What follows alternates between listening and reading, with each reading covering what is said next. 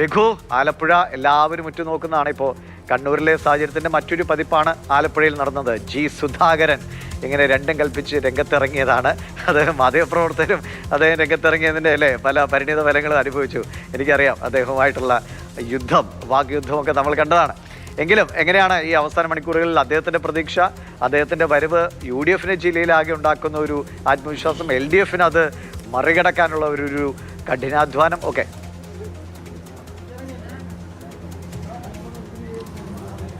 കണ്ണൂരിലെ പോലെ ആലപ്പുഴയിൽ അങ്ങനെ വീട് കയറിയ ആക്രമണമോ സ്ഥാനാർത്ഥിയെ കയ്യേറ്റം അങ്ങനെ അത്തരം രീതിയിലുള്ള പ്രവർത്തനങ്ങളൊന്നും ആലപ്പുഴയിൽ ഉണ്ടായിട്ടില്ല. എന്നാൽ ഈ പോസ്റ്ററുകളൊക്കെ കയറുന്ന രീതിയിലുള്ള സാധാരണ നിലയിൽ തിരഞ്ഞെടുപ്പിലുണ്ടാവുന്ന അക്രമങ്ങളും ഒക്കെ ആലപ്പുഴയിൽ ഉണ്ടായിട്ടുള്ളൂ.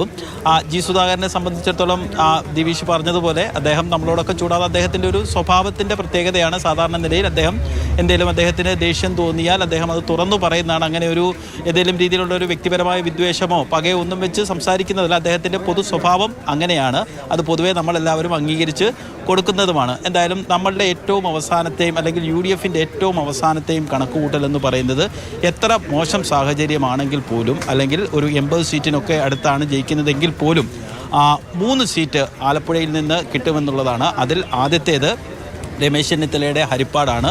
ഏത് ജില്ലയിലാകെ ഇടതുകാറ്റ് ആഞ്ഞടിച്ചപ്പോഴും 8 സീറ്റിൽ LDF ജയിച്ചപ്പോഴും ഇളക്കാത കോട്ടയാണ് ഹരിപ്പാട്. രമേശ് ചെന്നിത്തല അവിടെ നിന്ന് ജയിച്ച് കയറാറുണ്ട്. പക്ഷേ ഇത്തവണ BJP അതിശക്തമായ മത്സരം കാഴ്ചവെച്ചതുകൊണ്ട് ഭൂരിപക്ഷത്തിൽ ഒരു സംശയം അവർക്കുണ്ട്. എന്തായാലും 5 അക്ക ഭൂരിപക്ഷം ഉണ്ടാകും എന്നുള്ളതാണ് UDFൻ്റെ വിലയിരുത്തൽ. എന്നു മാത്രവുമല്ല, മറ്റ് 2 സീറ്റുകൾ, ഒന്ന് അമ്പലപ്പുഴയും മൂന്നാമത്തേത് കുട്ടനാടുമാണ്. ഈ 3 സീറ്റുകൾ ഉറപ്പിക്കുന്നു. UDFന് അനുകൂലമായി ഒരു ചെറിയ കാറ്റുണ്ടായാൽ അരൂരും ഒപ്പം തന്നെ കായംകുളവും ലഭിക്കുമെന്നാണ് UDFൻ്റെ പ്രതീക്ഷ.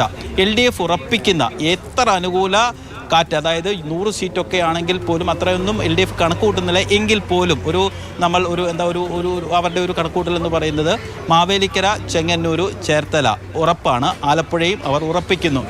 ഒപ്പം തന്നെ ഈ UDFൻ്റെ അനുകൂലമായ ഒരു 80 സീറ്റൊക്കെയാണ് ഞാൻ നേരത്തെ പറഞ്ഞതുപോലെ കിട്ടുന്നതെങ്കിൽ ഒരു കായംകുളവും ഒപ്പം തന്നെ അരൂരും LDFന് കിട്ടുമെന്നുള്ളതാണ് അവരുടെ പ്രതീക്ഷ. എന്തായാലും കഴിഞ്ഞ തവണത്തേക്കാൾ UDFന് മെച്ചപ്പെട്ട ഒരു പ്രതികരണമായിരിക്കും, മെച്ചപ്പെട്ട സീറ്റ് നിലയായിരിക്കും ആലപ്പുഴയിൽ നിന്ന് ഉണ്ടാകുക. പക്ഷേ അപ്പോഴും എല്ലാവരും, കേരളമാകെ കാത്തിരിക്കുന്നത് അമ്പലപ്പുഴയിലെ തിരഞ്ഞെടുപ്പ് ഫലമാണ്. അത് ജി സുധാകരനെ സംബന്ധിച്ചിടത്തോളം, CPMനെ സംബന്ധിച്ചിടത്തോളവും അവരുടെ അഭിമാനകരമായ പോരാട്ടമാണ്. നാളെ ഈ സമയത്തോടുകൂടി എന്താണ് അമ്പലപ്പുഴയിലെ ഒരു സസ്പെൻസ് എന്ന് നമുക്ക്, അല്ലെങ്കിൽ അമ്പലപ്പുഴയിലെ ജനവിധി എന്താണെന്ന് നമുക്ക് അറിയാൻ വേണ്ടി സാധിക്കും. ശരി രഘു, നമുക്ക് കാത്തിരിക്കാം അമ്പലപ്പുഴയിൽ എന്താണ് സംഭവിക്കുക. ഞാൻ